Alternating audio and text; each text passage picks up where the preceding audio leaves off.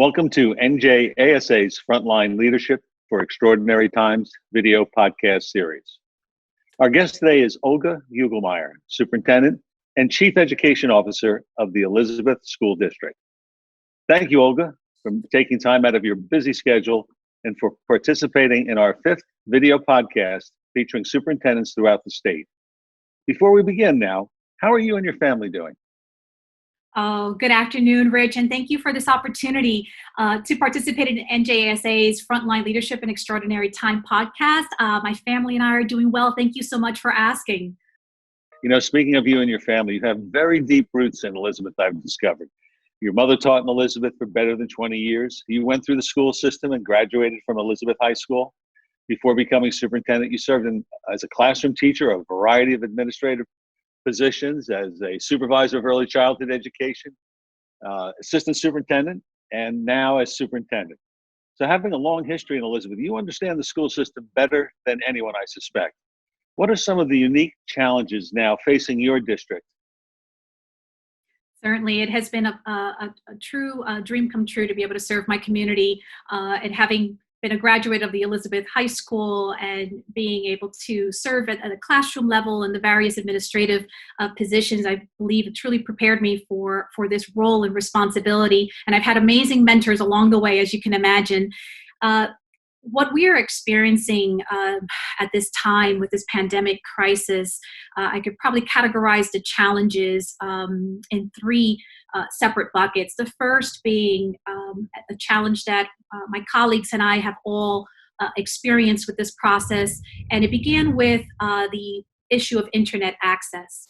So we had prepared extensively for the rollout of our e-remote learning plan for all of our students. As you know, Elizabeth serves over 29,000 students, so we certainly worked day and night in order to launch our plan. And as part of that process, we had surveyed our parents in order to gauge how many of our parents did not have the adequate supports in place defined as internet access. And once we reviewed that data, we immediately reached out to our board for their support in order to provide a contract that would enable all of our families to have the appropriate supports in place. We were very fortunate because immediately upon engaging in conversations with Altice as our local internet provider, they offered a free service to all of our families that did not have internet access. And that immediately helped us right from the onset. We had closed our doors on March 16th, and March 17th was the first day of our e-remote learning plan, and we were very fortunate that we were able to support our entire community with the appropriate access. We've had a one-to-one laptop initiative in our district for many years. It is currently supporting our students in grades 3 to 12 with a variety of programs that have been designed specifically to support our learners during this time. Our general education students, our bilingual students, our special needs students, we've designed programs to support. However, what was important in keeping with the New Jersey Department of Education's expectations in an effort to be able to create a plan that ensured equitable access to instruction for all of our students, we had to be mindful of our lower grades as well. So our pre-K to second grade, pre-K kindergarten, first and second grade students were provided with instructional packets. And that leads us into our second challenge. While we were in session, we were able to provide our students with instructional packets that were handed out on the last day of school, being March 16th. And we had prepared enough content to support our students for 30 days of instruction. Well, we are now coming up on our 30th day of instruction, and we needed to have a plan in place in order to continue to support our children in pre-K through second grade. And we were fortunate enough to have the support of our board of working with one of our printing companies where our supervisors and our instructional coaches developed the content. We provided all of that content to the printing company. We invested over $100,000 in having those packets reproduced and mailed to our families so that they could begin phase 2, which essentially supports our children from today, actually April 21st, through June 15th. It's very difficult to predict what whether we will be reopening, so we have prepared a plan that will support all children through our last day of school being June 15th. My third challenge I would define as the ability to lift the spirits of all of our team members and our students during such a difficult time. And in Elizabeth in particular, we have experienced loss. We lost 4 of our teachers. And in fact, today, I had to communicate with regard to the loss of one of our support staff, one of our security guards. So as you can imagine, not only the loss of our team members, but also coping with the loss our children have experienced of having lost a mother or a father during this time. And that challenge was addressed by pulling together our mental health support team. We have an amazing district psychologist, Dr. Lucila Hernandez, and she oversees our trauma plans, our crisis team members, and it was through her efforts of designing the appropriate supports for our families, for all of our team members, that we were able to try and address the loss that we experienced, as you can imagine.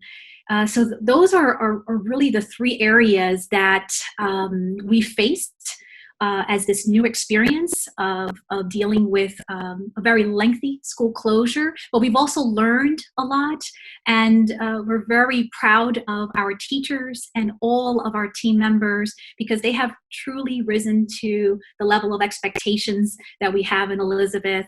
They're supporting children each and every day online. They're engaging in professional development sessions. They are communicating with parents. It has been quite an experience throughout this month that we have been closed. We're finding that in our cities, this is such an incredible challenge, and you governing and directing the staff of a system serving over 29,000 pupils is just an incredible accomplishment. And as many people know, Elizabeth has enjoyed a great reputation of providing education for its students and being at the forefront of many of the urban centers in New Jersey. Even with that preparation, you're having so much difficulty now in going beyond that first month. What an incredible story of working with the printer to get those packets out. That's a challenge that many districts are facing right now. And you mentioned as well, Olga, that you're working with your school board and you have a great relationship that you're reflecting on now, not only in establishing goals and continuing instruction now and accountability for what's going on there. How do you collaborate with the board now in this very unusual environment that we're in? It continues to be a wonderful and very productive relationship. Our board and I communicate on a daily basis, so that has continued. They are incredibly supportive of my recommendations, and we spend hours discussing our communications with our parents. I'd also like to mention that I have an incredible relationship with the mayor of our city, Mayor Bollwage. We have, from the onset, we have communicated on a daily basis. We communicate with our community on a weekly basis. So essentially there are 2 communications that go out to our parents weekly, updates with regard to instruction, and also the mayor and I have joint communications that we issue every week to keep our parents informed and to ensure that our community is supported in every way possible.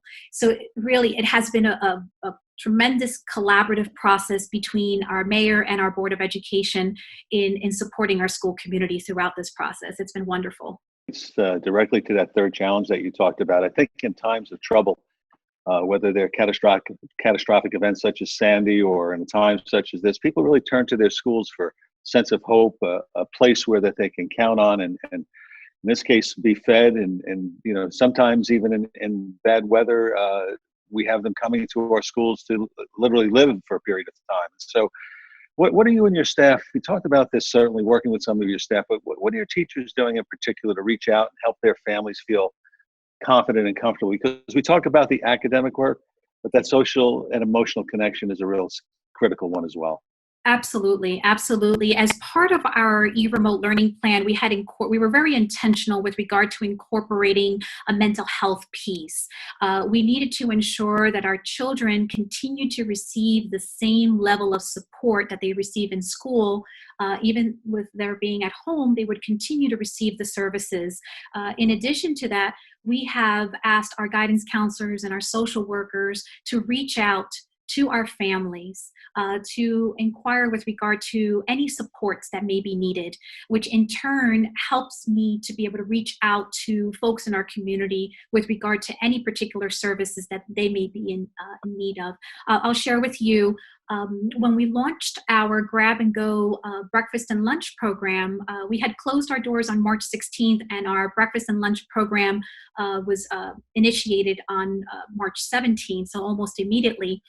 And one of the needs communicated through our guidance counselors and our social workers with regard to families that did not have any means of being able to access the food at our 8 distribution sites as a result of perhaps being disabled themselves or having other health issues that prevented them from being able to leave their homes.